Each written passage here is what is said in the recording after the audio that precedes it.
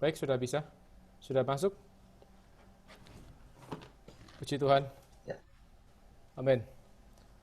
Baik, seperti pengantar malam ini, saya rasa kesempatan yang baik ya kita membahas satu topik yang sebenarnya banyak orang Kristen tidak mau membahas, ya karena dianggap tidak penting atau tadi itu terlalu seronok ya, istilah kata kayaknya ini nggak cocok nih, kayaknya ini hanya cocok buat pasutri ya, mungkin pasangan suami istri, dan mungkin hanya untuk let's say counseling, atau hanya dianggap sebagai roman picisan ya. Banyak orang menganggap ini apa ini ya. Bahkan banyak orang di luar Kristen mencap kita tidak benar karena isi kitab ini. Ataupun orang mencari-cari hal-hal yang sebenarnya tidak penting di dalam kitab Kidung Agung. Nah, sebelum saya memulai, saya ingin kembali menandaskan apapun yang tercatat di Alkitab itu pasti sangat penting. Ya, kita tahu Alkitab itu sangat ekonomis. Dia 66 kitab, setiap titik Alkitab mengatakan satu iota pun tidak akan berlalu ya, tidak boleh dihapus. Artinya apa? Seluruh Alkitab ya dengan seizin Allah yang tersusun hari ini yang kita dapatkan adalah firman Allah. Dan setiap firman Allah menurut kitab Timotius itu bermanfaat ya. Bahwa firman Allah itu bermanfaat. Nah, karena itu semoga malam ini kita waktu lihat seri Kidung Agung, kita punya cara pandang yang akan berubah. Karena apapun atau bagaimanapun cara kita melihat Alkitab, kita perlu melihat satu prinsip untuk menelaah Alkitab atau memasuki Alkitab. Kita harus melihat dari sudut pandang ekonomi Allah. Ya, memang banyak orang mendekati Alkitab dengan berbagai macam pendekatan. Ya, ada orang membaca Alkitab untuk mencari sejarah. Oh, ada sejarah apa di balik kisah-kisah di dalam Alkitab? Untuk mungkin keingintahuan ya,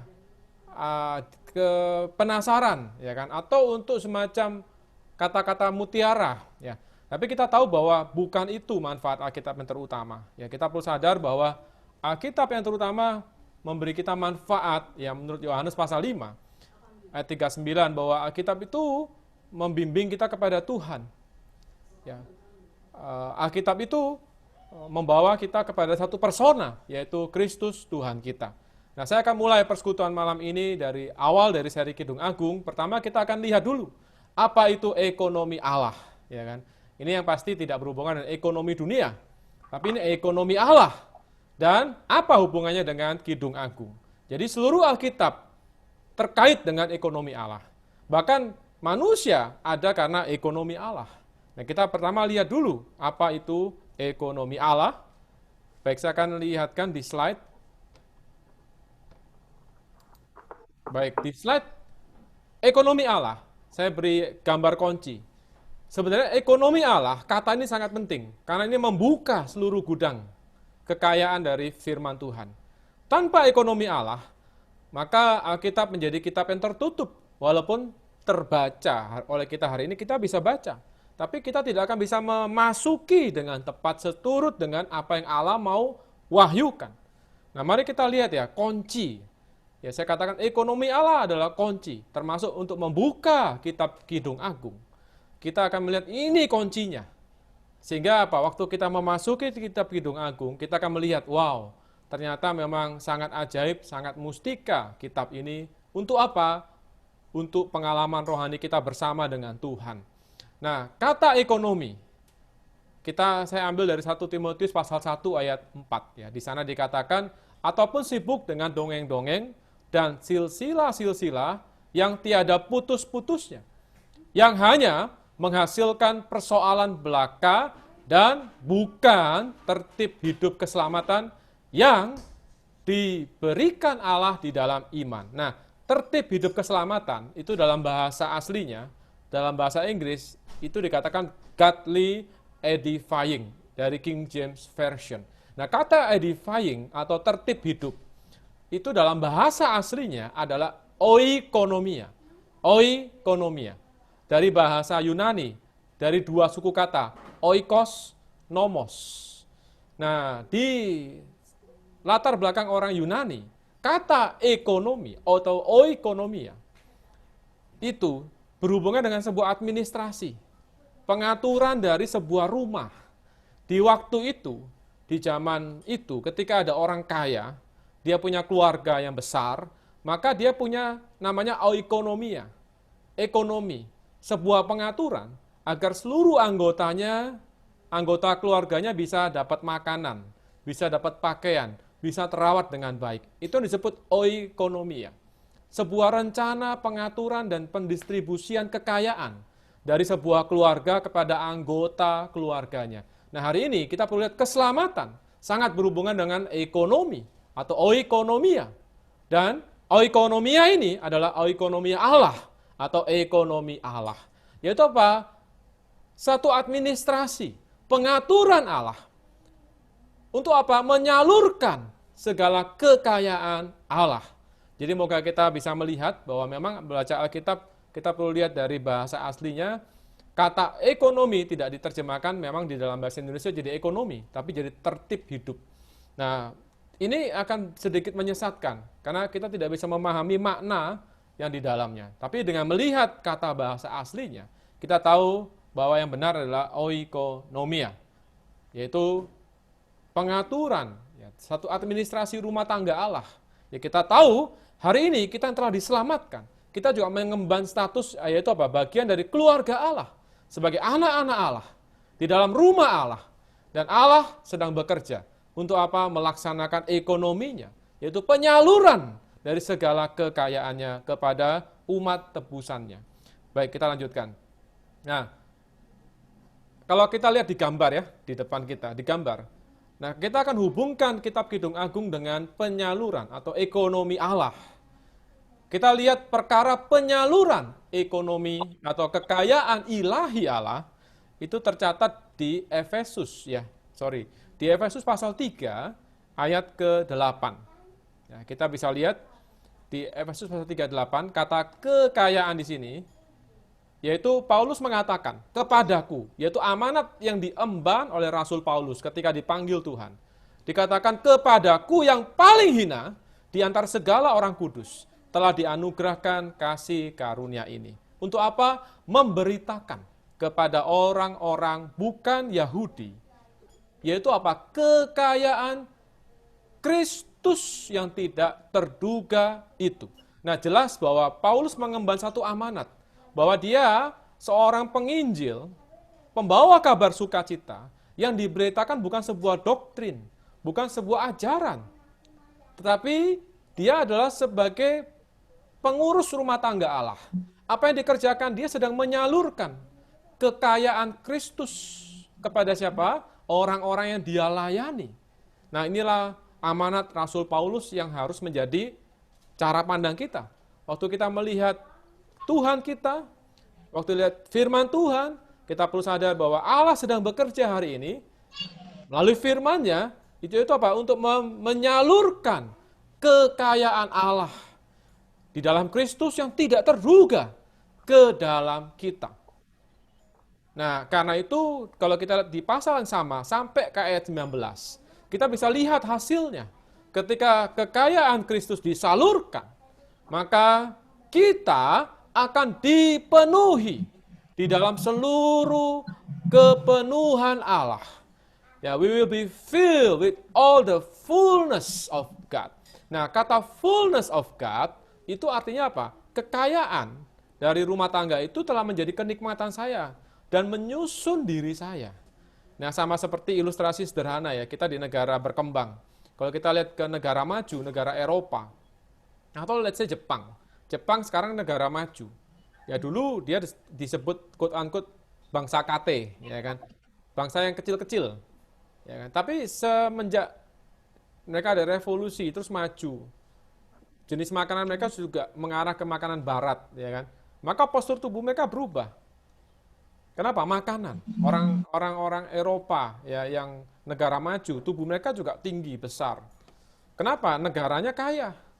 Maka dia bisa menikmati kekayaan dari negara itu dan dia tersusun. Lihat dari mana? Kita lihat dari tubuhnya.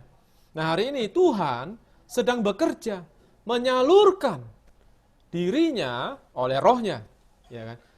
Untuk apa? Kita mengalami kekayaan itu sampai kita dipenuhi oleh segala kekayaan Kristus. Nah, inilah rencana Allah. Inilah ekonomi Allah. Nah, pertanyaannya buat kita, setelah kita bertahun-tahun jadi orang Kristen, seberapa banyak Kristus tersusun di dalam kita? Kalau kita bicara tersusun, artinya apa adanya Tuhan kita menjadi apa adanya kita. Kita mulai mengekspresikan Tuhan di dalam segala situasi lingkungan kita. Nah, kita perlu sadar inilah ekonomi Allah. Nah, ini akan berhubungan dengan Kidung Agung. Ya, kita bisa lihat bagaimana, sebentar ya, ini harus di spotlight. Baik, kita bisa melihat bagaimana di Kidung Agung ini, bahwa ada namanya mempelai perempuan Kristus. Ada namanya istri dari anak domba. Ada namanya Yerusalem baru. Nah, kita perlu sadar kita hari ini adalah manusia yang dari debu tanah.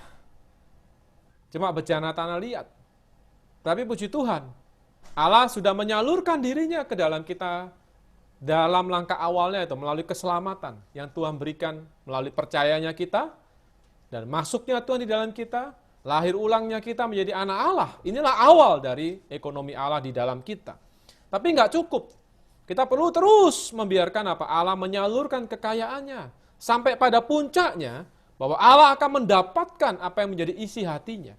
Yaitu kita lihat di akhir Alkitab, bahwa Tuhan mendapatkan mempelai perempuan.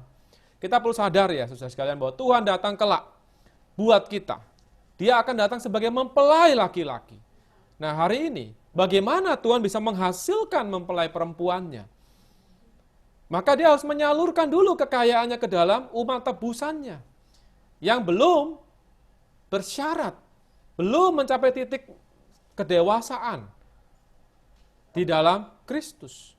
Belum bisa menjadi mempelai yang bisa menyambut kedatangan Tuhan kita. Jadi ini adalah jembatan ya, kita lihat dari pekerjaan Tuhan, dari penebusan, sampai titik akhir dari kisah Alkitab. Dan ini akhir kisah hidup kita, bahwa kita kelak akan menjadi mempelai perempuan Kristus. Kita lihat ya, perkara mempelai. Bahwa di Wahyu pasal 21, ayat 9, ya, Alkitab mengatakan apa? Marilah ke sini, aku akan menunjukkan kepadamu pengantin perempuan, mempelai dari anak domba. Nah, ini mengarah kepada apa? Sebuah kota, yaitu Yerusalem baru. Karena di ayat 10 dikatakan, di dalam roh yang membawa aku ke atas sebuah gunung yang besar, lagi tinggi. Dan ia menunjukkan kepadaku kota yang kudus itu, Yerusalem, turun dari surga, dari Allah. Nah, ternyata mempelai perempuan, mempelai anak domba itu adalah kota Yerusalem baru. Dan kota Yerusalem baru itu turun dari surga. Ini mengacu bukan turun secara fisik, sebuah kota mati. Yerusalem baru adalah kita, mempelai perempuan Kristus, yang telah melalui sebuah proses di masa hidup kita hari ini. Yaitu apa? Proses penyaluran Allah, proses ekonomi Allah di dalam hidup kita. Sehingga apa? Kita tersusun menjadi sebuah kota, yakni kota Yerusalem baru. Nah, kota ini adalah mempelai perempuan dari anak domba. Yaitu siapa? Tuhan kita Yesus Kristus. Dia adalah anak domba Allah yang kita hari ini sebagai umat tebusannya adalah mempelai perempuannya. Nah, ini adalah sebuah gambaran ya buat kita melihat bagaimana Allah bekerja hari ini. Dia terus bekerja menyalurkan segala kekayaannya supaya kita disusun menjadi mempelai perempuannya. Ya, kita lihat contoh kitab Kidung Agung ya. Kita bisa kitab Kidung Agung berhubungan dengan ekonomi Allah. Karena di kitab Kidung Agung kita akan melihat bagaimana sebuah proses perjalanan kita sebagai orang Kristen. Dari mulai tertarik mengejar Kristus sampai pada akhirnya di kisah kitab Kidung Agung, saya belum masuk, nanti kita akan masuk di bagian kedua. Di sana ada muncul sebuah sosok yang disebut Shulamit. Itu adalah bentuk feminim dari kata Salomo. Ada Salomo di kisah kitab Kidung Agung sebagai dia, sang mempelai laki-laki, sang kekasih. Nah, tetapi di Kidung Agung pasal 6 ayat 13 muncul seorang yang bernama Sulamit, atau dalam bahasa Indonesia gadis sulam. Nah, apa yang kita bisa lihat di sini? Bahwa kita bisa melihat ada pasangan dari Salomo yang bernama Sulamit, yang namanya berasal dari suku kata yang sama, hanya beda gender. Nah, ini kita bisa melihat ada kesepadanan pasangan. Nah, kita bisa melihat bagaimana di Roma pasal 8 ayat 29, kita mengatakan bahwa sebab semua orang yang dipilihnya dari semula. Ini bicara apa? Kita dipilih sebelum dunia dijadikan. Nah, di dalam pemilihan Allah, Allah menentukan bahwa kita akan menjadi serupa dengan gambaran anaknya. Yaitu siapa? Kristus Yesus, Tuhan kita. Nah, inilah kita lihat rencana Allah untuk kita adalah paralel dengan sebuah gambaran di kitab Kidung Agung. Di mana di kitab Kidung Agung, kita bisa melihat ada pasangan dari Salomo yang bernama Sulamit. Nah, kita akan lihat di beberapa seri ini perjalanan dari seorang gadis desa menjadi seorang yang disebut Sulamit, yaitu apa? Mempelai perempuan bagi Salomo. Inilah kisah perjalanan rohani kita. Puji Tuhan. Kita lihat bahwa kitab Kidung Agung, ya, ini menarik. Karena kitab Kidung Agung ini sangat spesial. Dia apa? Dia bicara sebuah pengalaman yang progresif. Ya. Kitab ini bicara sebuah pengalaman yang progresif. Jadi ini sebuah pengalaman step by step. Dan ini adalah bukan pengalaman secara korporat atau rame-rame. Tapi sebuah pengalaman kasih dari seorang pengasih Tuhan secara personal. Ya, secara personal. Dan hasilnya ada transformasi. Yaitu ada hasil sebuah transformasi secara korporat. Jadi sebuah pengalaman pribadi bersama dengan Tuhan menghasilkan sebuah transformasi, yaitu secara korporat. Kita akan lihat nanti. Nah, ini adalah secara umum kita akan melihat kitab Kidung Agung. Sangat berhubungan dengan ekonomi Allah. Karena tadi kita sudah lihat penyaluran Allah. Yaitu apa? Dirinya disalurkan ke dalam umat tebusannya. Sampai umat tebusannya dipenuhi oleh dia, menjadi serupa dengan dia. Itulah Roma 8 ayat 29. Dan di kitab Salomo, kitab Kidung Agung, kita bisa melihat bagaimana pengalaman seorang gadis desa menjadi Sulamit, menjadi mempelai bagi Raja Salomo. Puji Tuhan, kita akan lihat masuk ke dalam perkara kitab Kidung Agung setelah ini. Tapi moga kita melihat dulu ya, saudara-saudara sekalian, Bapak Ibu sekalian yang bergabung malam ini, apapun yang kita bicarakan dalam Alkitab harus berhubungan dengan ekonomi Allah. Harus berhubungan dengan rencana kekal Allah. Yaitu penyaluran dirinya ke dalam umat tebusannya. Supaya apa? Dia bisa menghasilkan pasangannya. Gambaran sederhana adalah bagaimana Adam bisa menghasilkan Hawa. Yaitu ketika Adam tertidur. Lalu apa? Hawa diambil. Diambil tulang rusuk Adam, lalu dibangunlah Hawa yang sepadan. Nah, ini adalah pasangan yang muncul dari mana? Berasal dari sang Adam. Nah, hari ini kita gereja juga berasal dari Kristus. Tapi kita perlu sebuah proses di mana kita diubah, ditransformasi sampai kita menjadi sepadan dengan Tuhan kita. Nah, kita tahu hari ini kita tidak sepadan ya. Tuhan kita bagaimana, kita bagaimana. Kita tidak bisa mengatakan kita sepadan. Karena kita bicara padanan adalah tidak hanya satu hayat melalui kelahiran kembali. Ya, satu sifat yang diberikan. Tapi kita perlu menjadi satu ekspresi. Hayat sifat adalah pemberian Allah buat kita. Dalam proses pertumbuhan, sifat Allah itu makin bertambah, ternyatakan. Nah, ini menjadi sebuah ekspresi. Nah, ekspresi inilah yang dikatakan bahwa mempelai Kristus itu dikatakan seperti mempelai perempuan yang kudus dan tidak bercelah di Efesus pasal 5. Puji Tuhan.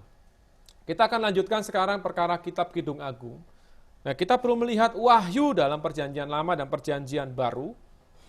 Di dalam perjanjian lama, Alkitab mewahyukan Allah sebagai suami. Yesaya 54 ayat 5 mengatakan, sebab yang menjadi suamimu ialah Dia yang menjadikan engkau. Jelas Alkitab mencatat Allah memandang kita sebagai pasangannya, Sang Pencipta kita. Dari dahulu kala, dari perjanjian lama, Dia mengatakan, aku ini suamimu. Hai umat ciptaanku, engkau adalah istriku. Nah puji Tuhan, di Hosea juga mengatakan, aku akan menjadikan engkau istriku dalam kesetiaan. Nah kita harus jelas, apa yang kita bicarakan suami istri, ini bicara kesatuan. Bahwa hari ini, kita lihat pernikahan pertama di kitab Kejadian, di mana Allah menikahkan Adam dengan Hawa. Dikatakan mereka akan menjadi satu daging. Nah bagaimana konsep pernikahan kita dengan Allah? Yaitu apa? Kita menjadi satu roh. 1 Korintus pasal 6 ayat 17. Siapa yang mengikatkan dirinya kepada Tuhan, dia menjadi satu roh dengan Dia. Poin dari pernikahan adalah kesatuan. Ketika kita manusia menikah, ini kesatuan secara tubuh daging. Satu tubuh. Nah, waktu kita bicara Allah sebagai suami dan kita sebagai pasangannya, ini bicara sebuah kesatuan, yaitu kesatuan rohani. Nah inilah wahyu Alkitab dimulai dari perjanjian lama. Moga kita melihat Tuhan kita ya. Jangan cuma dilihat sebagai Tuhan pencipta langit dan bumi. Tapi Anda harus memandang Dia sebagai apa? Suami kita, pasangan kita, kekasih kita. Kita lihat di perjanjian baru bagaimana. Nah di Efesus pasal 5 ayat 25, Rasul Paulus mengatakan, hai suami, kasihilah istrimu. Sebagaimana Kristus telah mengasihi jemaat dan telah menyerahkan dirinya baginya. Jelas sekali Paulus menghubungkan hubungan kasih antara suami istri adalah sebuah gambar dari hubungan kasih antara Kristus dan gereja. Dan karena Kristus mengasihi gereja, maka Dia rela menyerahkan dirinya. Dia rela mati. Nah, jadi Dia mati untuk apa? Untuk gereja. Yang kita tahu gereja bukan organisasi, tapi gereja sebagai mempelainya. Ketika kita bicara aspek mempelai, ini adalah aspek hubungan kasih antara umat tebusan Allah dengan Sang Penebus ini. Puji Tuhan, dan 2 Korintus jelas mengatakan bahwa Paulus mengatakan, aku cemburu kepada kamu dengan cemburu yang ilahi. Kenapa? Aku telah mempertunangkan kamu kepada satu laki-laki. Jadi kita perlu sadar, hari ini kita ini tidak lagi merdeka. Kenapa? Kita sudah dipertunangkan dengan satu laki-laki. Yaitu siapa? Kristus Tuhan kita. Bicara pertunangan, ini adalah sebuah ikatan yang sangat kuat. Artinya apa? Kita kelak akan menjadi mempelainya. Pertunangan mendahului pernikahan. Tapi ikatannya sama kuat dengan ikatan pernikahan. Artinya apa? Orang yang sudah bertunangan, maka dia setia dengan pasangannya. Nah kita hari ini perlu sadar, kita telah dipertunangkan dengan Kristus. Karena itu kita perlu sadari bagaimana hati kita pada Tuhan kita. Dan kelak nasib kita, puji Tuhan. Nah kalau kita lihat ini, kita sukacita seharusnya. Bahwa kelak kita menantikan hari, yaitu apa? Hari perkawinan anak domba. Di Wahyu di akhir Alkitab dikatakan, mari bersorak-sorai, bersukacita, dan memuliakan Dia. Karena apa? Hari perkawinan anak domba telah tiba. Pengantinnya telah siap. Dan dikatakan berbahagialah mereka yang diundang ke perjamuan kawin anak domba. Wow, kita moga bisa seperti 5 gadis bijaksana. Waktu Tuhan datang, kita dibawa masuk ke dalam pesta pernikahan. Puji Tuhan, kita tahu Allah kita cuma punya satu pasangan. Itu apa? Gereja. Secara korporat. Satu pasangan. Sebagai mempelai perempuan Kristus. Wow, inilah wahyu dari perjanjian baru. Nah sekarang untuk mencapai titik ini, maka kita perlu kitab Kidung Agung. Kitab Kidung Agung mewahyukan jalan kita untuk mencapai titik di mana kita bisa menjadi mempelai perempuan Kristus. Inilah tujuan, inilah kegunaan dari kitab Kidung Agung buat kita hari ini. Kita bisa melihat peta pertumbuhan rohani kita. Mari kita lihat dari beberapa hal. Waktu kita bicara Kidung Agung, kita harus lihat bagaimana Alkitab menyusun. Ya, Alkitab disusun secara berurutan. Nah, Kidung Agung didahului dengan kitab Pengkhotbah. Setelah kitab Pengkhotbah, baru kitab Kidung Agung. Coba kita lihat urutannya ya. Kitab Pengkhotbah, ini satu kitab yang isinya sangat menyedihkan. Banyak penyesalan. Kenapa? Di kitab itu dikatakan kesia-siaan belaka, kata Pengkhotbah. Kesia-siaan belaka. Segala sesuatu adalah sia-sia. Nah, penulis kitab Pengkhotbah adalah Salomo. Nah, kita sadar bahwa kitab ini dimulai dengan sebuah kondisi yang kasihan, kesia-siaan, ketidakpuasan. Di sana, di kitab Pengkhotbah ya, Sang Pengkhotbah mengatakan bahwa semua di bawah matahari itu seperti usaha menjaring angin, sia-sia, sia-sia, sia-sia. Dia menemui fakta bahwa harta tidak bisa memuaskan manusia. Kekayaan tidak bisa memuaskan dia. Apapun usaha dia, keberhasilannya tidak bisa memuaskan dia. Wow, dia menemukan fakta bahwa kitab ini memang sebuah gambaran dari perjalanan kita. Sebelum kitab Kidung Agung ada, harus ada kitab Pengkhotbah. Ya, sebelum kita bisa maju mencari Kristus, kita mulai dengan satu kesadaran bahwa semua sia-sia, semua sia-sia. Tanpa Kristus, semua sia-sia. Usaha kita sia-sia, apa yang kita miliki tidak bisa membuat kita puas.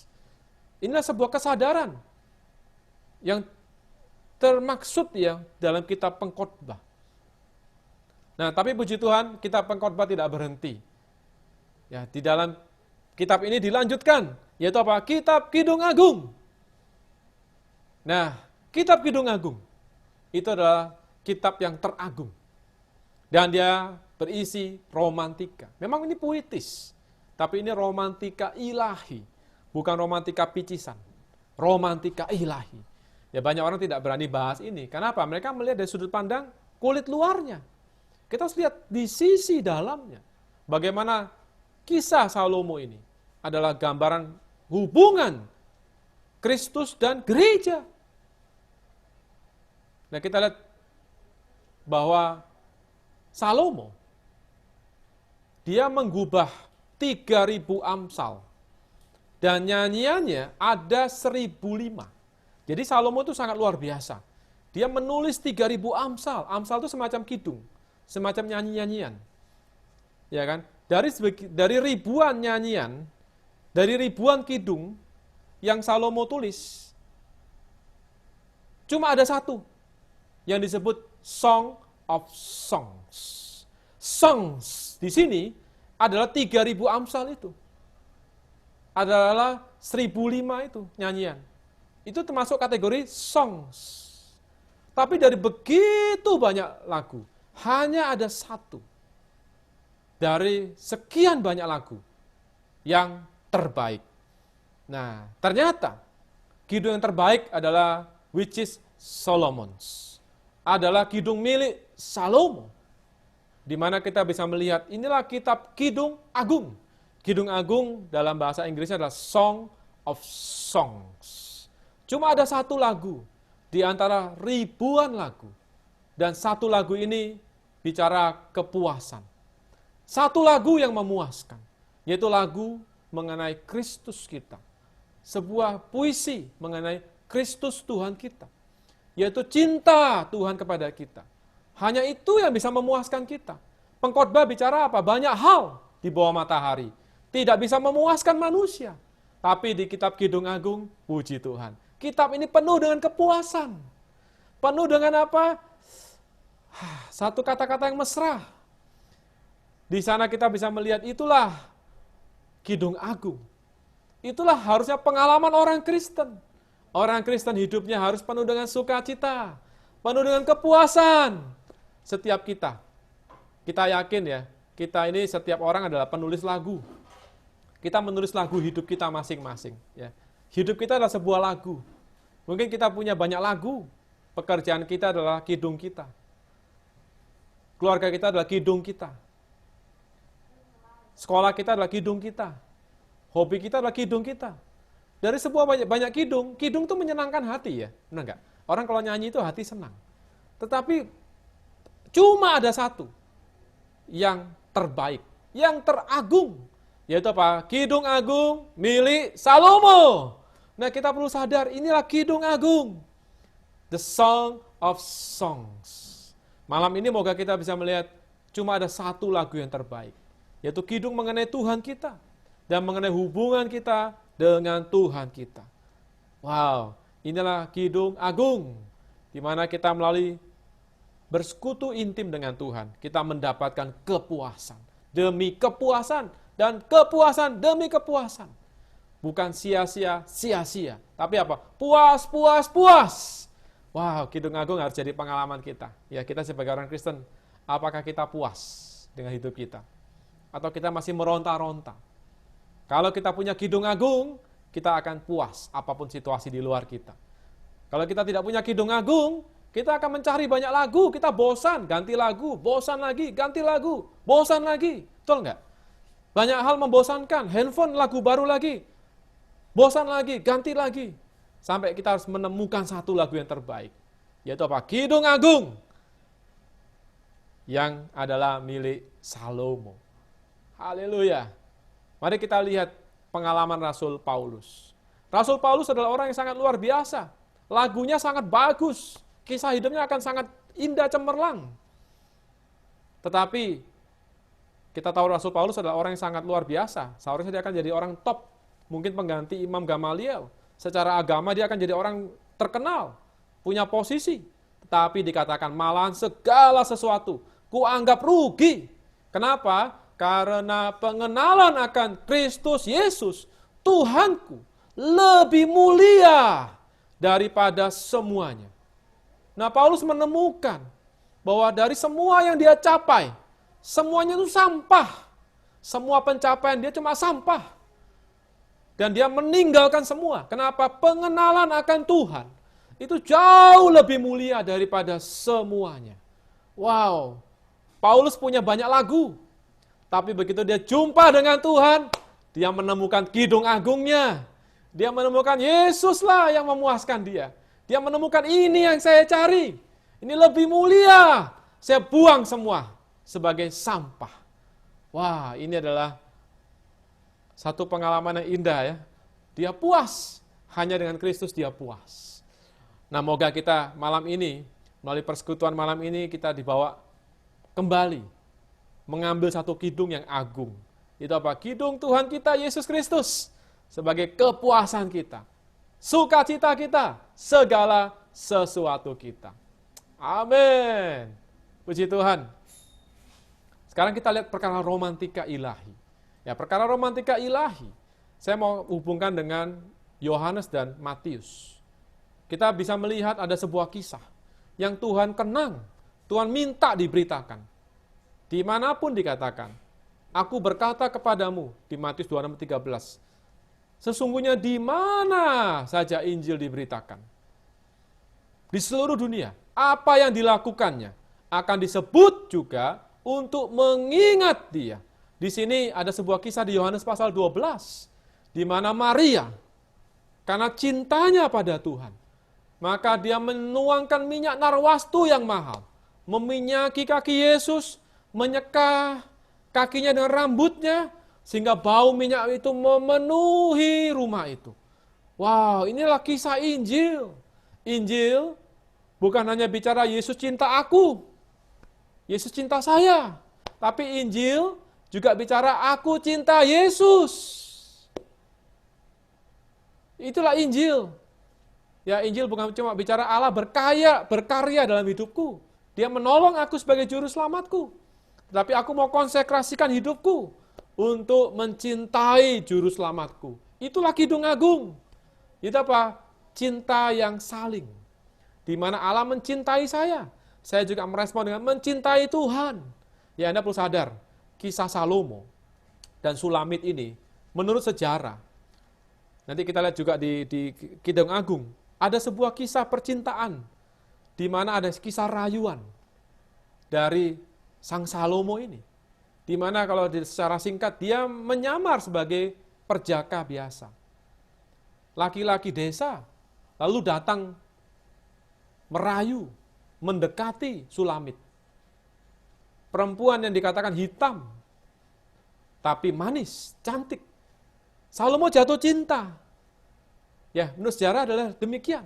Salomo jatuh cinta pada seorang gadis desa. Nah, waktu itu Salomo sangat terkenal. Dia adalah raja besar. Dia banyak yang mau. Tetapi suatu ketika dia melihat gadis desa. Wah, dia tidak mau datang dengan kebesaran dia. Kalau dia datang dengan kerajaannya, kebesaran dia, semua mau ikut dia. Tapi dia datang sebagai perjaka biasa. Laki-laki biasa. Lalu apa? Dia merayu. Sampai Sulamit jatuh cinta pada laki-laki ini. Dan di waktu itulah, laki-laki ini menyatakan dirinya bahwa dia adalah Salomo, raja besar itu. Wow, inilah romantika. Bagaimana Tuhan juga demikian. Tuhan kita adalah Allah yang besar. Bagaimana dia mendapatkan hati kita. Dia datang sebagai manusia yang rendah, yang biasa, tapi penuh dengan daya tarik. Sehingga banyak orang tertarik kepada Tuhan. Bukan dalam kealahannya, tapi justru dalam keinsaniannya sederhana. Banyak orang cinta pada Tuhan sedemikian. Nah, inilah kisah Salomo dan Sulamit. Inilah kisah kita dan Tuhan kita. Dia datang sebagai orang yang rendah, anak tukang kayu, tapi penuh dengan kemanisan. Betul nggak, saudara sekalian? Kita sekarang ikut Tuhan kita, bukan karena besarnya dia, tapi apa? Manisnya cinta dia yang dia curahkan di atas kayu salib buat kita. Nah, moga kisah Maria menjadi kisah kita, menjadi sebuah kisah yang menyenangkan Allah. Tidak hanya kita merasakan cinta Tuhan, tapi Tuhan juga merasakan cinta kita, di mana kita menuangkan kasih kita kepada Tuhan. Inilah kisah Kidung Agung. Haleluya. Bagaimana pengalaman kita bersama Tuhan? Adakah kita memiliki Kidung Agung di mana Tuhan kita nikmati dan kita juga dinikmati oleh Tuhan? Kita puas, Tuhan juga puas. Haleluya. Baik, kita lanjutkan. Ini karena waktu. Nah, kita akan bagi pembahasan malam ini ke dalam 4 tahap pengalaman.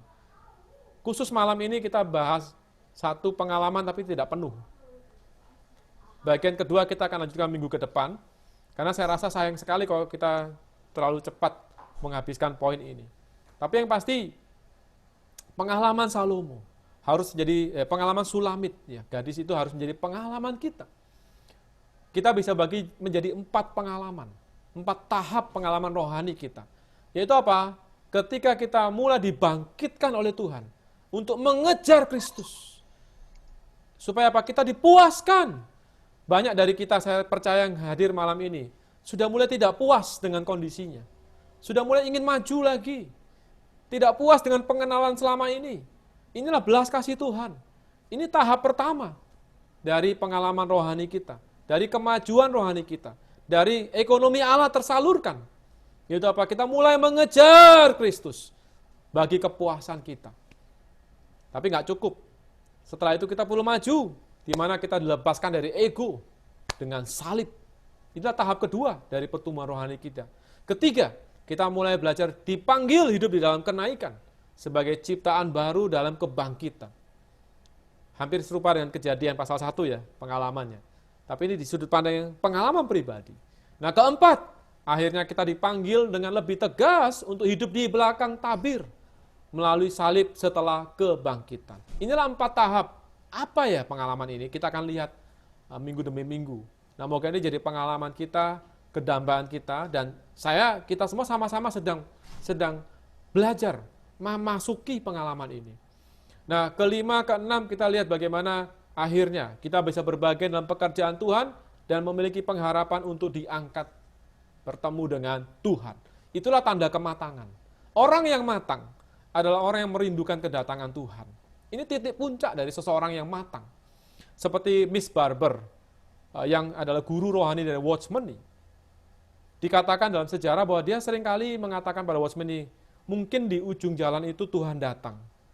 Oh, mungkin di belokan jalan itu Tuhan datang. Nah, perempuan ini, Miss Barber adalah orang yang mencapai taraf ke-6. di mana dia berharap untuk diangkat. Dia adalah orang yang telah mencapai kematangan. Kalau kita boleh katakan demikian. Nah, kalau saya jujur belum mencapai tahap ini. Kalau Tuhan katakan pada saya ya, atau pada kita semua, Cheng Hin, besok saya datang, atau minggu depan saya datang, atau 10 tahun lagi saya datang, pilih yang mana? Kita akan pilih yang mana, Bapak Ibu sekalian? Besok, minggu depan, atau 10 tahun lagi? Jujur ya, saya pasti akan milih terminnya mundur aja Tuhan. Kenapa? Saya belum siap. Ya, tapi kapan kita mau siap? Benar nggak, saudara sekalian? Antara Tuhan datang segera atau kita yang keburu menjemput Tuhan. Atau keburu meninggal maksudnya. Nah, maka kita perlu sadar ini satu hal yang memang kita harus mulai mengejar Kristus. Supaya apa? Kita segera matang. Amin. Oke, kita lihat perkara mengejar Kristus. Tertarik mengejar Kristus. Ya, kita akan lihat, kita bisa bagi ke 4 bagian. Pertama, kita perlu tertarik dulu. Harus ada daya tarik. Ya, kita mengikut Tuhan itu bukan karena kita, tapi ada daya tarik Tuhan.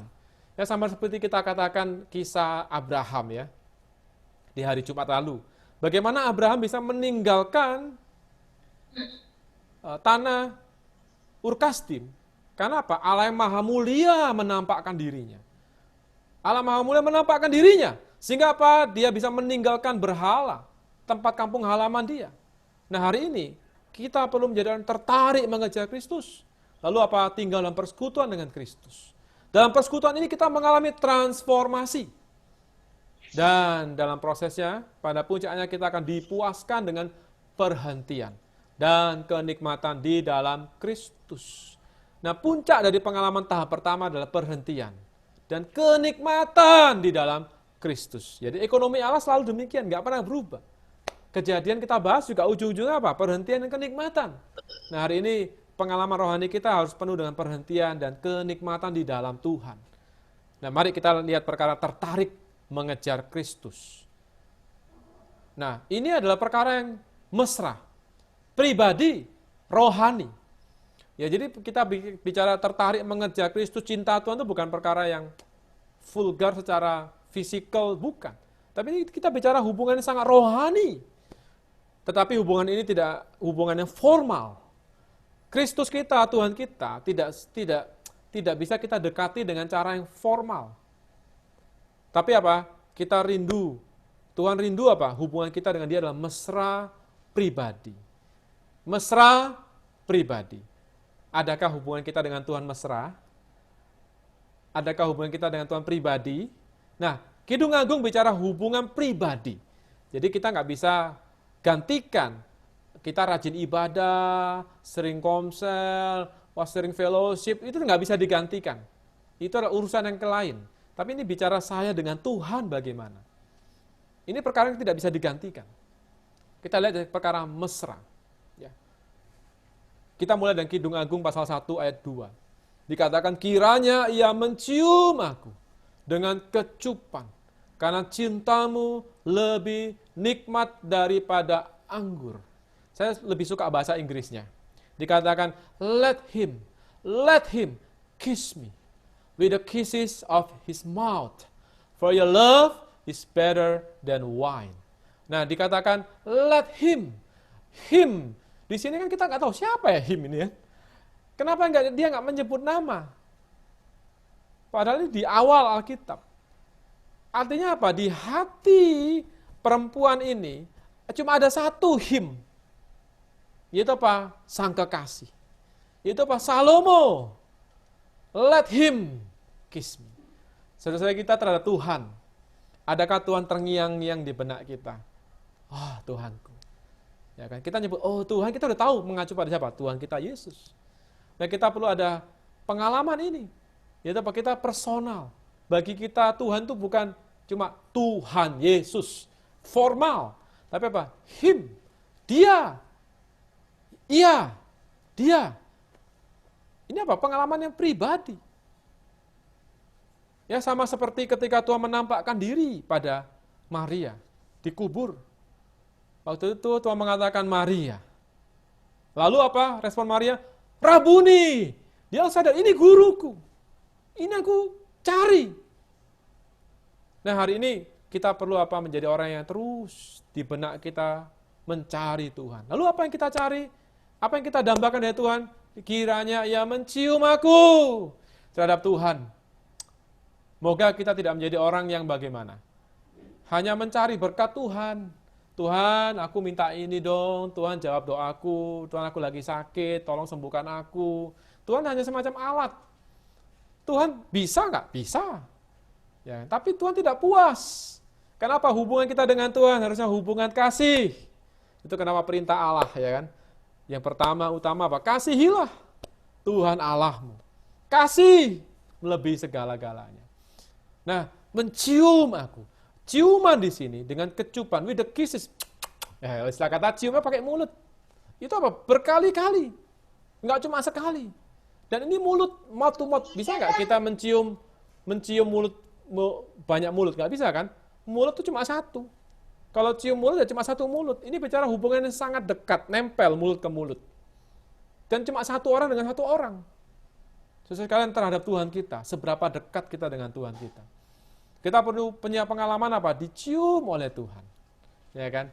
Ini ciuman ini beda ya. Bukan ciuman di leher. Kalau anak yang hilang, ketika dia pulang di Lukas 15 bertemu bapaknya, dipeluk, dicium di lehernya. Itu ciuman antara ayah dan anak di leher. Tapi ini ciuman antar kekasih, mulut ke mulut. Dan dikatakan, oh kiranya dia mencium aku dengan kecupan-kecupan. Kenapa? Karena cintamu lebih nikmat daripada anggur. Nah, kata cium, ya kan? Saya akan tunjukkan bahwa ini berhubungan dengan penyembahan. Ya. Kita ini terhadap Allah. Kita memang harus menyembah Allah. Nah, saya akan menghubungkan dengan penyembahan. Mencium Allah berhubungan dengan penyembahan kita. Karena Alkitab mengatakan Allah itu roh, dan barang siapa menyembah Dia, harus menyembahnya dalam roh dan kebenaran. Kata menyembah di sini proskuneo. Proskuneo artinya mencium. Ya, jadi artinya apa? Barang siapa mencium Dia. Nah, itu ada apa? Mencium. Jadi kata menyembah, bahasa asli itu mencium. Nah, moga kita lihat Alkitab ya, bahasa aslinya. Barang siapa menyembah Dia, Anda menyembah Allah itu dengan cara mencium Dia. Itulah penyembahan yang berkenan bagi Allah. Dan memang menyembahnya harus di dalam roh organnya. Ya kan, kita bukan mencium secara fisik kan, bukan orang gila cium-cium fisik. Apa kita cium-cium salib, itu bukan loh saudara sekalian. Wah, mungkin ada Alkitab ya kan. Oh, ini ada Alkitab. Wah, aku cinta Tuhan, aku cium-cium. Ini ngawur, bukan demikian. Oh, ada salib, saya cium-cium salib, bukan. Kita dalam menyembah Allah di dalam roh dan kebenaran. Dan ini proskuneo. Ini seperti anjing menjilat tuannya. Itu. Ada apa? Kita memang memposisikan dia sebagai tuan. Ya kan? Tetapi apa? Kita dekat sedemikian dekatnya. Kita begitu mengasihi Tuhan kita. Nah, terhadap Tuhan kita. Moga kita bisa melihat Tuhan rindu ada penyembahan yang sejati. Yaitu apa? Kita perlu menyembah Dia. Kita perlu ganti bahasa kita. Kita perlu menyembah Dia. Yaitu apa? Kita perlu mencium Dia. Mari Bapak Ibu sekalian, gimana menyembah yang sejati? Mencium Tuhan. Mencintai Tuhan secara personal. Ya kan? Puji Tuhan, inilah menyenangkan Tuhan kita. Wow, puji Tuhan. Nah, hari ini ada satu masalah.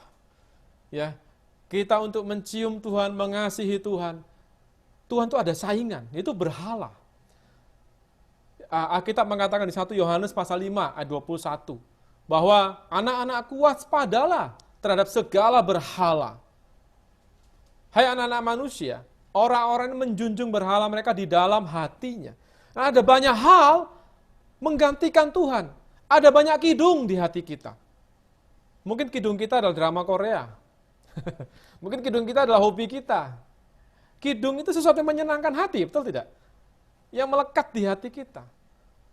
Nah, kidung itu disebut berhala. Apapun yang menjadi sukacita kita, yang kita cium, yang kita cari, yang kita rindukan, selain Tuhan itu berhala. Itu yang kita cium. Wah, seringkali kita mencium gadget kita. Kita menyembah gadget kita. menjilati gadget kita, seperti anjing dikatakan menjilat. Ya kan? Wah, Tuhan mau ingatkan kita. Kita boleh mencium Tuhan kita. Puji Tuhan. Moga Tuhan selamatkan kita dari apa? Berhala. Wah, moga kita apa? Diselamatkan sedemikian. Kita menjadi apa? Pecinta-pecinta Tuhan. Nah, kalau kita mengasihi Tuhan, maka kita akan mengalami hadirat Tuhan. Kasih sangat berhubungan dengan hadirat Tuhan. Ya, Yohanes pasal 14 ayat 21 mengatakan apa? Barang siapa mengasihi aku, ia akan dikasihi oleh Bapakku, dan aku pun akan mengasihi dia dan akan menyatakan diriku kepadanya. Nah, artinya apa? Pernyataan Allah, hadirat Allah tergantung pada kasih kita. Kalau kita mengasihi Allah, Allah akan menyatakan dirinya. Dan dikatakan kami akan datang kepadanya. Kami yaitu Allah Tritunggal. Datang dan diam bersama-sama dengan dia. Dalam bahasa aslinya, diam itu make an abode. Membangun rumahnya. Nah, hari ini kita bicara tadi tujuan ekonomi Allah adalah pembangunan sebuah kota Yerusalem baru yang adalah mempelai Kristus. Nah, untuk mencapai ini, maka kuncinya adalah kasih kita pada Tuhan. Kasih adalah jalan kita menikmati segala kekayaan Allah. Kalau kita mengasihi Allah, Allah berkenan menyatakan dirinya. Contoh Rasul Petrus. Petrus boleh lemah. Kita boleh lemah, Bapak Ibu sekalian. Kita seringkali lemah. Kita seringkali menyangkal Tuhan. Seringkali kita jatuh. Seringkali kita khawatir. Seringkali Tuhan terusir dari hati kita. Ya kan? Sepertinya. Tapi asal kita mengasihi Tuhan, Tuhan ada jalan menyatakan dirinya. Petrus begitu lemahnya, maka Tuhan harus menampakkan diri. Tuhan menampakkan diri pada Petrus di pinggir pantai. Pertanyaan Tuhan cuma satu. Petrus, apakah engkau mengasihi aku? Hai Simon, lebih tepatnya. Simon, apakah engkau mengasihi aku? 3 kali. Nah, di sana Petrus mengatakan, ya Tuhan, aku mengasihi engkau, aku mengasihi engkau, aku mengasihi engkau. Artinya apa? Tuh Petrus boleh lemah, tapi hatinya pada Tuhan tidak pernah berubah. Dia adalah orang yang mengasihi Tuhan. Nah, ini yang menjadi modal Tuhan memulihkan Petrus. Nah, hari ini apapun kelemahan kita, asal kita masih ada hati mengasihi Tuhan, adalah satu karunia Tuhan.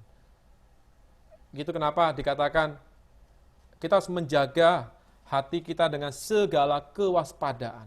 Jagalah hatimu dengan segala kewaspadaan. Saya sangat suka lagunya Howard Higashi, kalau Anda boleh cari di YouTube. Satu lagu saya sangat suka, yaitu Tuhan jaga hatiku tulus. Tuhan jaga hatiku tulus. Tak pernah undur, selalu pandangmu. Hati polos murni, cinta padamu. Memustikakanmu. Lalu dikatakan di kurnia, kasihmu desakku, serahkan segalaku. Ku tak berdaya, kau pikat hatiku. Oh, sungguh mulia, kau terima diriku. Ku cintamu, Tuhanku. Ku cinta padamu. Wow, moga ini jadi pengalaman kita. Kita punya satu kidung. Tuhan, jaga hatiku tulus. Bagaimana caranya?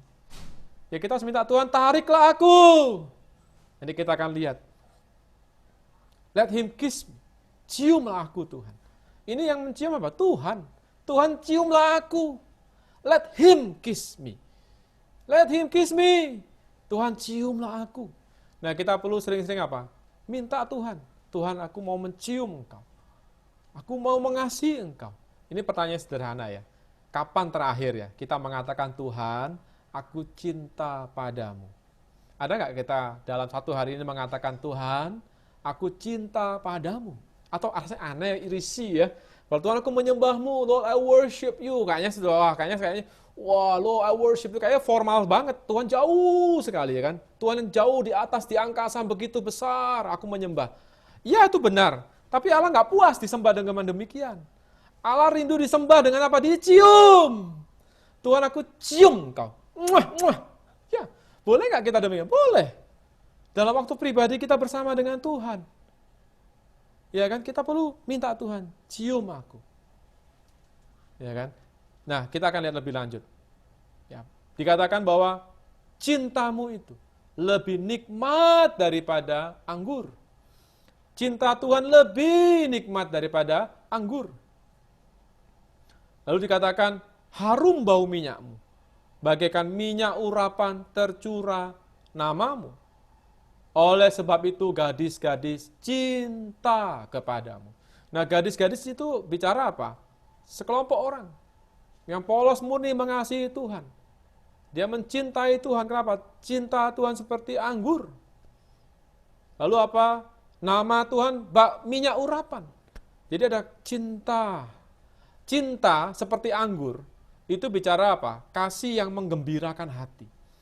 Tuhan itu kasihnya menggembirakan hati kita. Nama minyak urapan itu bicara persona Tuhan. Nah, kita perlu sadar bahwa apa? Cinta Tuhan, persona Tuhan, nama Tuhan, itulah yang membuat kita cinta, jatuh cinta pada Dia. Hari ini kita perlu apa? Mengalami cinta yang sedemikian. Lalu gadis-gadis itu mengacu pada apa? Mereka yang tersembunyi. Mereka punya hidup yang tersembunyi. Gadis itu bicara pengalaman tersembunyi. Seseorang yang punya hidup yang berakar di dalam Tuhan. Jadi hari ini kita sebagai orang Kristen, kita perlu apa? Punya pengalaman apa? Hidup yang tersembunyi. Ya, kita bisa lihat perkara pengasihi Tuhan ya. Bahwa di 1 Petrus 1 ayat 8 khususnya, sebagai perawan suci. Ya, Alkitab mengatakan sekalipun kamu belum pernah melihat Dia, namun kamu mengasihinya. Kita belum pernah lihat Tuhan secara fisik, tapi kita mengasihi Tuhan. Aneh, ajaib, ya kan? Dari mana kita mengasihi Tuhan? Ada satu wahyu yang disingkapkan kepada kita. Mengenai siapa? Persona Tuhan. Ya, kita perlu sadar bahwa Tuhan kita adalah Tuhan yang menarik hati. Nah, kita perlu sadar inilah visi ya mengenai persona Tuhan. Kita perlu visi. Jadi kita mau maju perlu visi.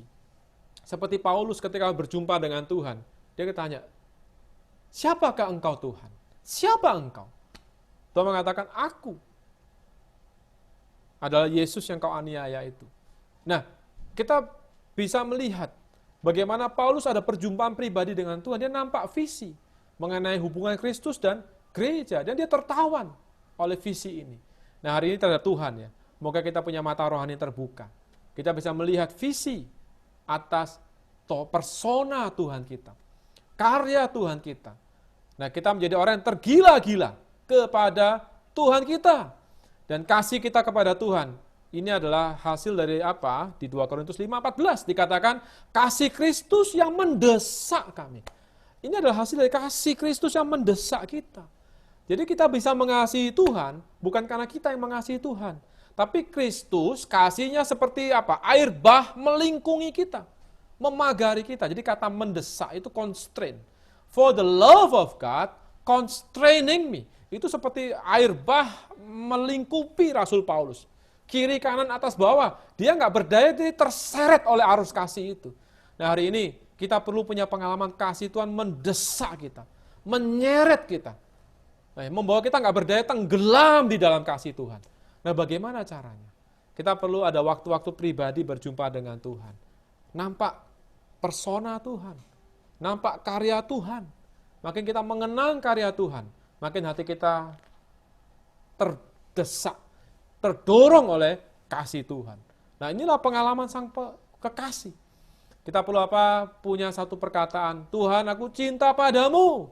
Tidak hanya aku, tapi gadis-gadis juga cinta kepadamu. Wow. Ya, kita lihat apa? Inilah pengalaman. Ya, bagaimana kita punya pengalaman kiranya ia mencium aku. Tuhan mencium kita. Jadi Tuhan mencium kita terlebih dahulu. Ya, kita bisa terjatuh cinta pada Tuhan karena apa? Tuhan cinta kita terlebih dahulu. Dan dia mencium kita. Dan kita bisa nampak bahwa cintamu Tuhan lebih nikmat loh daripada anggur. Ini sebuah wahyu. Satu penyingkapan. Satu pembandingan. Kita menyadari ternyata ya, Tuhanku itu lebih manis. Tuhanku lebih indah. Tuhanku lebih bisa dinikmati ketimbang yang di luar. Kita perlu wahyu ini. Seperti Paulus katakan tadi, saya tunjukkan bahwa Paulus menganggap semuanya sampah. Karena apa? Pengenalan akan Tuhan. Pengenalan di sini bukan pengenalan secara objektif, tapi pengenalan secara subjektif dari Paulus kepada Tuhan. Dia mengenal Tuhan. Makin dia mengenal, makin cinta. Makin dia mengenal, makin cinta. Bukankah kita demikian? Mungkin Bapak Ibu sekalian sudah menikah, suami istri mungkin sudah puluhan tahun. Saya rasa kita punya pengalaman yang demikian ya. Cinta awal kita dengan pasangan kita masih di kulit luar. Tapi makin kita setahun, 2 tahun, 3 tahun, 10 tahun, ya saya nikah belum lama lah, belum sampai 20 tahun. Tapi paling enggak menjalani hidup bersama istri, saya mulai mengapresiasi banyak hal. Bukan lagi perkara fisik saja. Ya, tapi apa? Banyak hal yang dikerjakan. Nah, saya mulai nampak, wow, ya ini apa? Menawan hati. Terhadap Tuhan juga sama. Pengenalan kita akan Tuhan makin hari harus makin maju. Sehingga kita akan makin cinta pada Tuhan kita. Puji Tuhan. Dan ini bukan doktrinal, tapi pengenalan secara pribadi kita terhadap Tuhan. Puji Tuhan. Kita perlu apa? Mesra. Lalu apa lagi? Pribadi. Nah, inilah kenapa sang pengasih ya, dia teriak, "Tariklah aku! Tariklah aku di belakang." Dia ada satu permintaan, "Draw me! Draw me! We will run after you." Dia satu permintaan pada sang pengasih. Tolong tarik aku. Saudara sekalian, kita bisa maju ya. Seperti saya katakan, Paulus punya pengalaman. Kenapa? Kasih Kristus mendesak dia. Bukan dia yang bisa, tapi kasih Kristus yang mendesak dia. Draw me. Kita perlu sering banyak doa demikian. Tuhan, tarik aku Tuhan. Tuhan, tarik aku Tuhan. Tuhan, aku lemah. Tuhan, aku perlu tarikanmu. Aku perlu penampakanmu yang mulia. Menarik aku. Dan kita lihat bahwa kalau kita tertarik oleh Tuhan, di belakang kita, ada namanya, we will run after you. Ada apa? Ada sekelompok yang lain berlari bersama kita. Artinya apa? Tidak hanya kita kok yang berlari. Jangan kita pernah merasa sendiri. Ya, kita ini di sekeliling kita banyak pengasih-pengasih Tuhan. Banyak anak-anak Allah yang sedang tertarik berlari mengejar Kristus. Di sisi yang lain, kita seperti Maria yang mencurahkan minyak narwastu. Ini menjadi satu bau harum. Akan menjadi sebuah kesaksian yang harum. Yang akan menyebar sebagai sebuah Injil. Dan banyak orang yang mengikuti jejak dari Maria. Nah, hari ini juga sama. Cinta kita pada Tuhan akan menjadi bau yang harum kepada orang di sekeliling kita. Yang akan membuat mereka juga ikut berlari mengejar Tuhan. Jadi hari ini kita melayani Tuhan, akan ada efeknya. Di belakang kita akan banyak orang ikut berlari mengejar Tuhan. Nah, inilah pelayanan kita. Menjadi apa? Kesaksian. Yaitu kita memboroskan diri kita. Mencurahkan minyak kepada Tuhan yang kita kasihi. Dan puji Tuhan, kedambaan kita apa? Dipuaskan. Kita punya kedambaan itu apa? Dipuaskan. Pengkhotbah ya mengatakan bahwa ia membuat segala sesuatu indah pada waktunya. Bahkan ia memberikan kekekalan di dalam hati mereka. Nah, kekekalan ini adalah ruang kosong sebenarnya. Sesuatu yang hanya Allah yang bisa memuaskan. Nah, hari ini Tuhan kita, Allah kita adalah Salomo kita. Hanya Dia yang bisa menjadi kepuasan kita. Ketika kita menemukan kidung agung kita, maka kita puas. Seperti Paulus katakan, pengenalan akan Kristus Yesus, Tuhanku lebih mulia.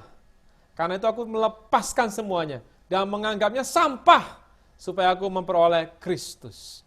Wow, jadi kita berlarinya bukan terpaksa, tapi apa? Ada magnetnya. Tuhan kita menjadi magnet yang menarik kita maju. Puji Tuhan. Jadi moga kita lihat ya, bukan kita, tapi Kristus yang menarik kita maju. Selangkah demi selangkah. Dan ketika kita tertarik mengejar Kristus, maka kita mulai tinggal dalam persekutuan namanya. Nah, bicara persekutuan, ini adalah sebuah persekutuan yang pribadi dan rohani. Persekutuan itu pribadi, rohani.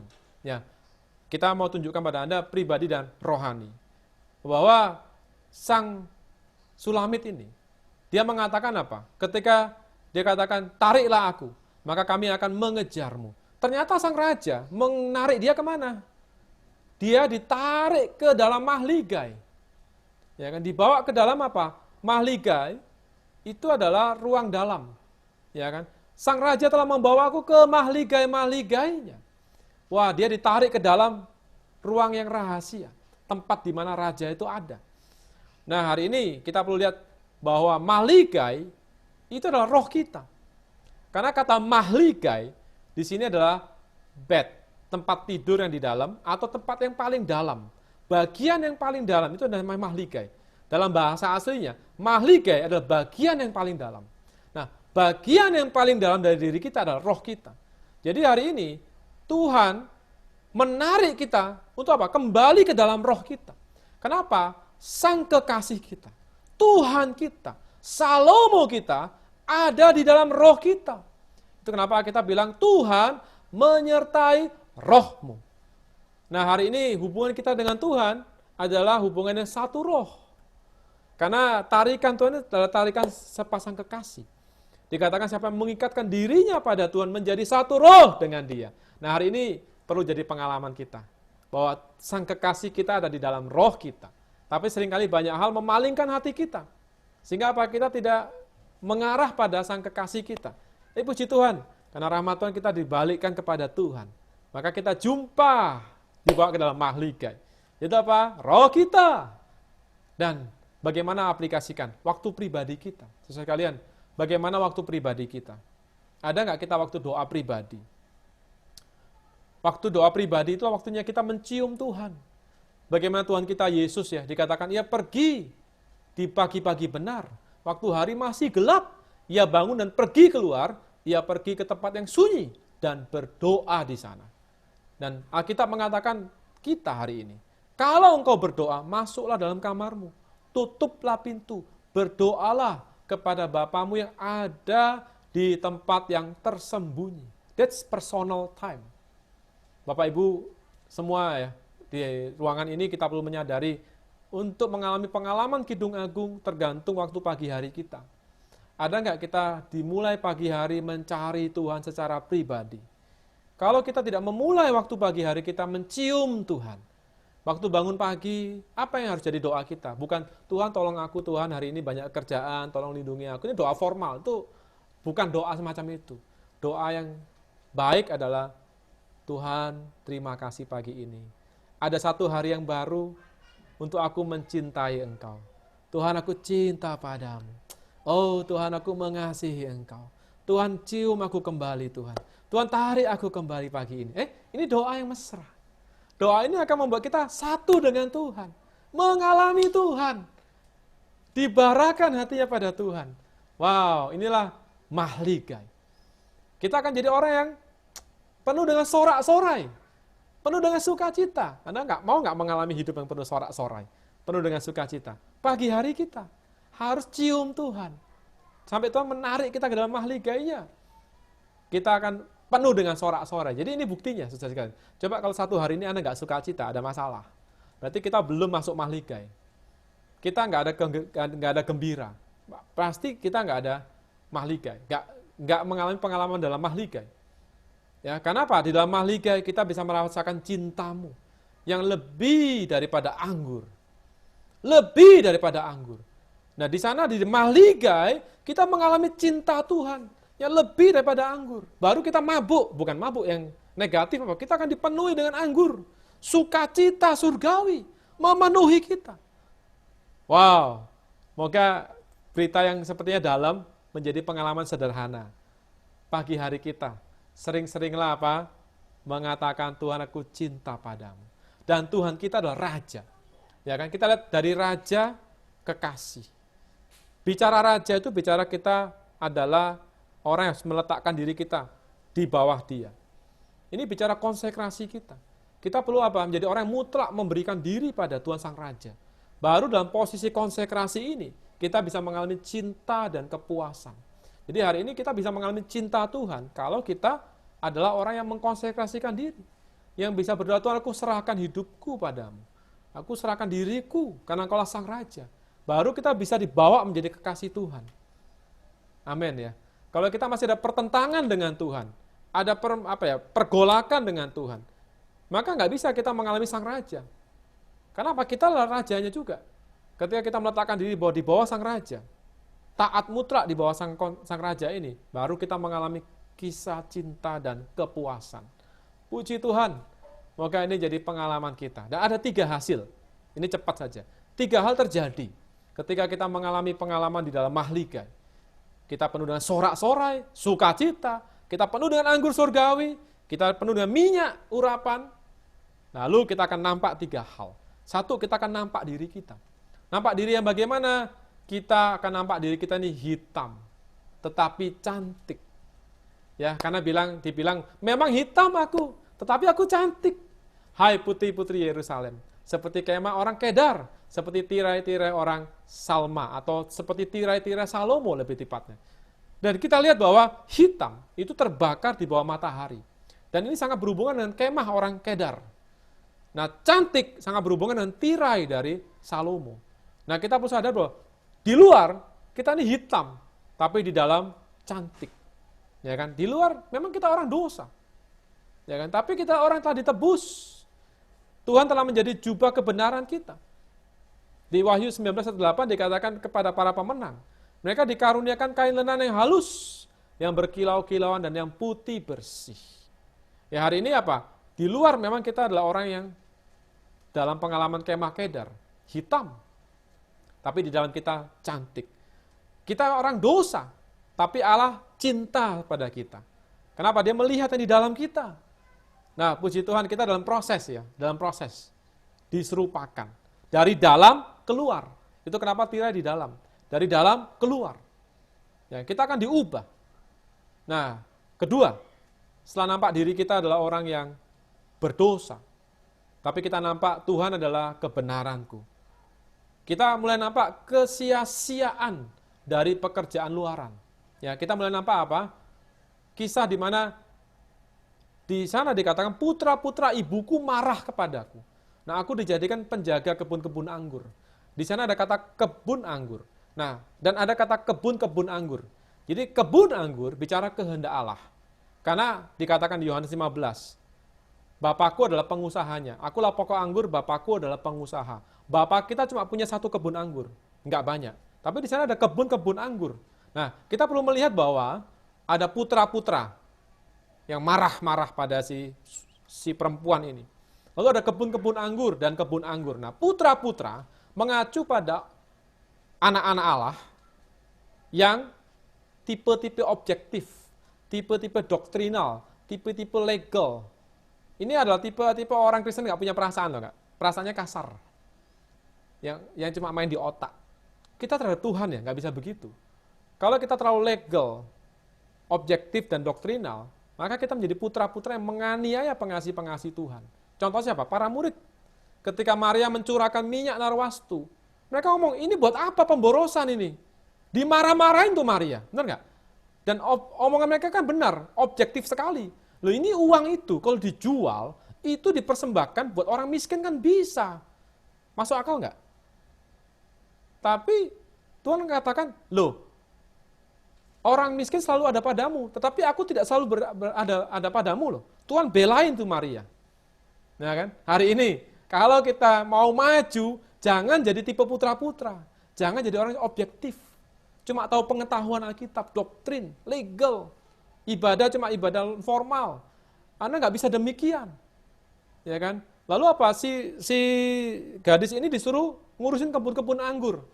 Artinya apa? Dia menyadari selama ini yang dikerjakan ini adalah pengaturan manusia. Dia urusan-urusan yang bukan kehendak Allah. Dia sibuk banyak hal bukan urusan kehendak Allah. Dan sedangkan dikatakan kebun anggurku, kehendak Allah terbengkalai. Nah, dia mulai menyadari bahwa hari ini dia sudah meninggalkan yang seharusnya. Dan dia mulai mau kembali.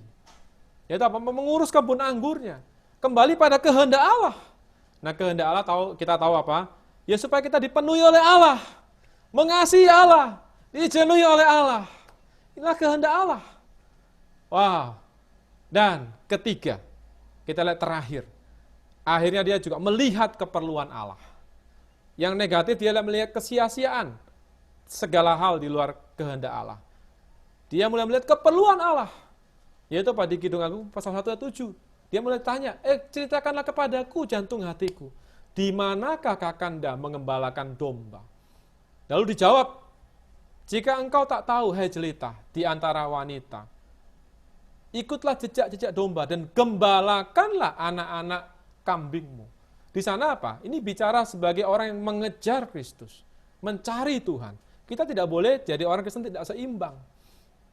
Kita perlu apa? Sadar kehendak Allah, sama seperti pertanyaan Tuhan pada Petrus. Petrus, apakah engkau mengasihi aku? Ya Tuhan. Tuhan katakan apa? Gembalakanlah domba-dombaku. Sambil kita mengejar Tuhan, kita juga harus apa? Belajar memperhatikan domba-domba Tuhan. Kawanan domba Tuhan di sekeliling kita. Nah inilah keperluan Allah. Tadinya kita di dalam proses awal, kita ini mencari kepuasan diri. Tuhan, aku mau dipuaskan. Ternyata Allah tunjukkan, aku juga ada keperluan. Itu apa? Domba-dombaku perlu diberi makan. Ini bicara kepuasan Allah. Kita mulai memperhatikan kepuasan Allah. Kita mulai lihat keperluan Allah. Artinya gini, pengalaman rohani yang normal, itu membuat kita menjadi orang yang hidup dalam kawanan domba Allah. Sebagai orang yang memperhatikan kawanan domba itu. Kalau kita bilang, aku rohani loh, mengasihi Tuhan, tapi Anda sendiri. Hidupmu tidak cuma baca Alkitab, doa, puasa, baca Alkitab, doa, puasa, tapi nggak pernah merhatikan orang lain, itu nggak tepat pengalaman rohaninya. Pengalaman rohani yang tepat, itu dimulai dengan pribadi dengan Tuhan. Lalu, kita nampak siapa diri kita. Kita nampak sia-sianya segala pekerjaan di luar kehendak Allah. Lalu apa? Kita mulai melihat keperluan Allah. Allah pasti akan mengarahkan kita pada kawanan domba Allah, itu gerejanya hari ini. Artinya apa? Orang Kristen yang bertumbuh dalam proses yang ini, yang tepat, dia akan dibawa hidup dalam kawanan domba Allah dan memperhatikan kawanan domba Allah. Nah, moga ini jadi pengalaman kita. Dan kita bicara transformasi dan dipuaskan, kita akan lanjutkan di minggu ke depan. Ya, tidak kita bahas sekarang. Nah, inilah kisah yang kita bahas malam ini. Moga Tuhan kasih karunia kita semua, kita bisa melihat kitab Kidung Agung ya, sebagai bagian dari ekonomi Allah, bagian dari penyaluran Allah. Nah, moga kita menjadi orang di dalam penyaluran Allah, menjadi orang apa? Menikmati kasih yang membuat kita dipenuhi oleh Dia, dipuaskan oleh Dia. Puji Tuhan.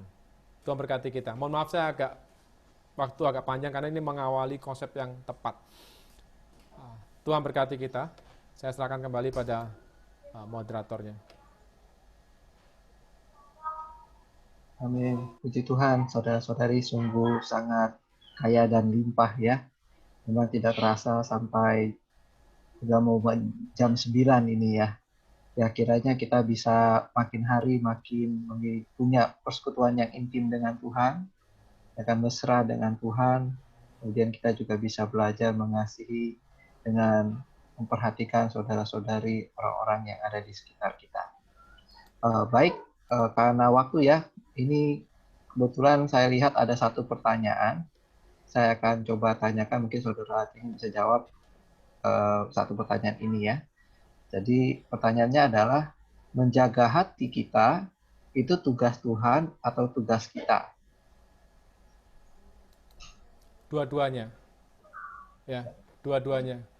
Kan di Amsal kan dikatakan jagalah hatimu dengan segala kewaspadaan. Tetapi yang bisa tadi kita katakan bahwa kasih Kristus yang mendesak kita. Tariklah aku, maka kami akan mengejarmu. Ini bicara kerjasama dua pihak. Ya, seperti bertepuk tangan. Kan harus bertemu ya. Di satu sisi Allah siap memberikan kasih, sisi yang lain kita mengarahkan diri kita pada kasih Allah. Nah, maka bertemu. Jadi tenaganya dari mana? Dari Tuhan sendiri. Tapi tugas kita memalingkan diri. Menjaga itu mengemalingkan diri kita. Nah, sama seperti aliran listrik. Lampu itu menyala karena listrik atau karena saklarnya. Dia menyala karena listriknya. Tetapi kita punya tanggung jawab untuk mengarahkan saklarnya. Supaya saklar itu pas membuka pintu untuk listrik mengalir kepada lampu. Ya sama dengan Tuhan. Dia adalah sumber tenaga kita, ya kan, yang membuat kita bisa berlari maju. Tapi di sisi kita harus mengarahkan hati kita kepada Tuhan. Nah, maka begitu ini pas bertemu, maka terjadilah, ya kan, kita ditarik mengejar Tuhan. Kita memiliki tenaga untuk mengejar Tuhan. Baik, kira-kira demikian. Amin, puji Tuhan. Ya, terima kasih rasanya untuk jawabannya. Jadi kedua-duanya ya, kita perlu menjaga hati kita terhadap Tuhan dengan segala kewaspadaan. Namun kita juga perlu bersandar kepada Tuhan untuk memberikan tenaga, kasih ya untuk menjaga hati kita bisa polos murni kepada Tuhan. Amin.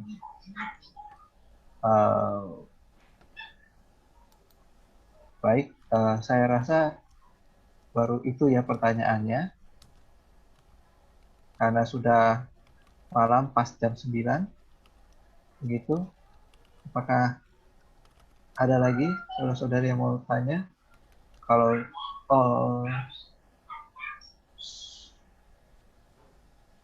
ini ada pertanyaan nih, mungkin terakhir ya. Kidung Agung pasal berapa Salomo jadi pemuda biasa merayu gadis desa? Nah ini apa saudara ingin sempat share. Jadi saudara-saudari yang mau menggali lebih dalam bisa cek di Yasperin. Ya. Ini buku Kidung Agung karya Watchmeni. Ya. Ya. Ya, mungkin karena waktu ya kita Ya, mungkin kan nanti soalnya kisah itu memang harus dilihat, dibaca keseluruhan. ya. Dan bisa baca referensi yang saya arahkan itu dari kisah ini. Ya, baik. Terima kasih. Ya, jadi untuk jawabannya nanti kita akan share di grup ya. Ya. Jadi yang pasti memang di dalam Alkitab ini ada banyak sekali interaksi antara Salomo dengan Sulami garis desa, ya kan? Jadi antara pemuda atau Allah ini sebagai Salomo ini merayu ataupun sebaliknya begitu ya. Jadi kalau misalnya ditanya, wah ini banyak sekali, nggak hanya satu pasal saja, tapi ada banyak ya. Ya. Baik Jadi, saudara-saudari. paling enggak itu dari ini, dari ini kan dari kidungnya ini kan kidung milik Salomo, lalu ada kata raja, ya kan, raja. Lalu memang kita mesti lihat potongan ayat-ayat yang lain. Ini karena waktu kayaknya minggu depan kalau kita ketemu boleh kita lanjutkan atau di grup ya, di grup Truth and Life. Nanti kita mungkin bisa join di grup, ya. Bisa share lebih lengkap tertulis. Ya, oke, baik. Ini mohon maaf ya saudara-saudari karena waktu sudah cukup malam. Nanti kita akan bahas di grup. Mungkin kita boleh akhiri seminar kita pada malam hari ini. Kita berdoa ya. Amin. Mari kita berdoa. Tuhan Yesus, terima kasih Tuhan untuk firman-Mu pada malam hari ini. Kau sungguh ingin bahwa kami melihat ekonomi Allah di dalam kitab Kidung Agung. Tuhan, kami mau Tuhan jadi orang-orang yang mengasihi Kau. Berkatilah, kuduskanlah waktu-waktu kami Tuhan. Kami mau punya persekutuan yang intim, yang pribadi, yang mesra, yang akrab dengan diri-Mu. Jadikanlah kami pengasih-pengasih Tuhan. Kami juga tidak mau menjadi orang yang mengasihi Kau sendirian. Kami mau bersama dengan saudara-saudari yang ada di sekitar kami berlari mengejar Kau. Tuhan, biarlah melalui kami, orang-orang di sekitar kami juga semakin mengasihi Kau. Tuhan berkati hari-hari kami. Tuhan berkati saudara-saudara yang sudah mengikuti acara webinar pada malam hari ini. Kami sungguh ingin menjadi pengasih-Mu. Kami sungguh mau berbagian di dalam ekonomi-Mu. Dalam nama-Mu Tuhan, kami berdoa. Amin. Amin. Baik. Tuhan, Tuhan berkati. Tuhan, Sampai jumpa lagi. Saudara Cenghi, Tuhan berkati.